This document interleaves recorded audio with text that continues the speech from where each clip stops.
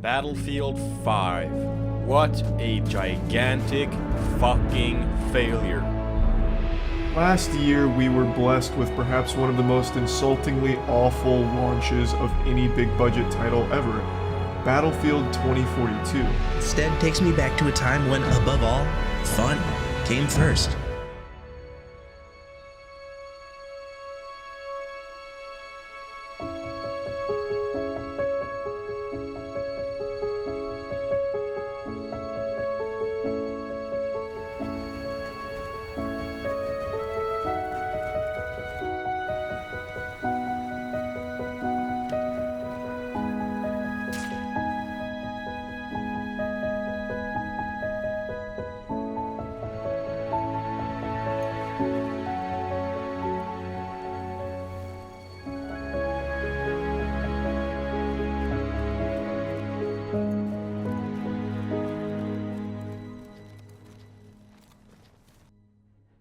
In a day and age where countless video games strive for realism, immersion, and excitement, there are very few that have still managed to achieve the perfect balance quite like Battlefield 1 did.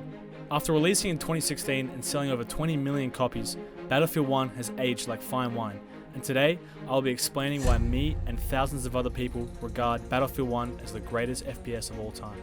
First and foremost, the sheer scale of Battlefield has always been something that grabs the attention of almost any gamer. Combine that with the graphics this game has and the time period it's set in, it's really a surprise to no one that this game did so well. I mean, how could you even possibly screw up such a cool idea? Because of the scale and size of the game, this almost guarantees a new experience every time you play. Whether it's your own teammate dive bombing straight into the ground, or someone parking a tank in the trench and just calling it a day. It's been 8 years and I still hop on and experience new and funny moments every time. And just to back up my point, there's plenty of YouTubers such as Jack Frags who continuously find themselves coming back to BF1, even with new games releasing due to the incredible replayability the game offers. The community is a driving force for BF1 and is the reason why the game is still going strong in 2025. There's no denying, BF1's community in general is a lot older than most other FPS game communities, such as Fortnite, Valorant, R6, even debatably COD. But in my eyes, this is honestly a major W.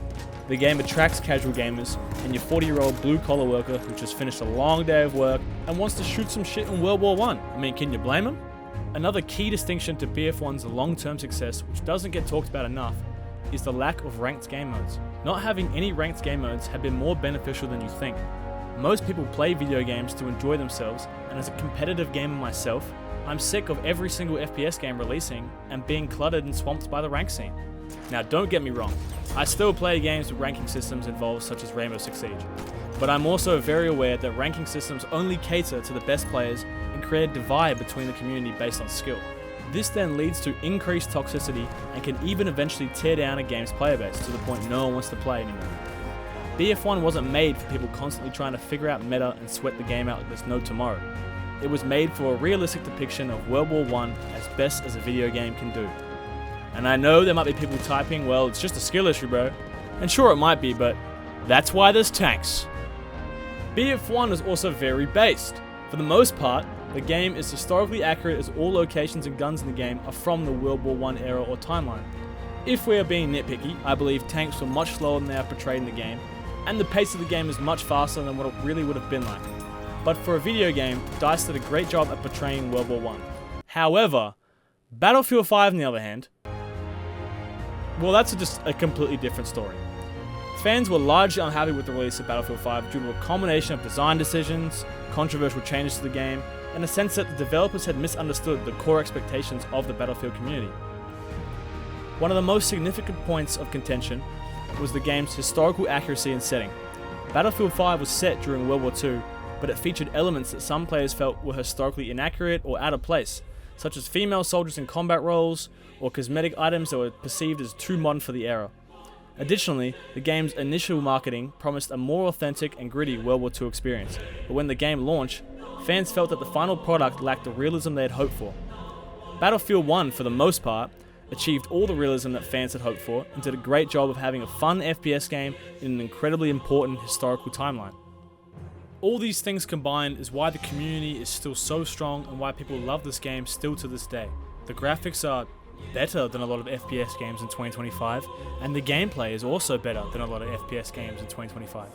But rather than me just telling you, why don't I show you guys some of my epic gameplay?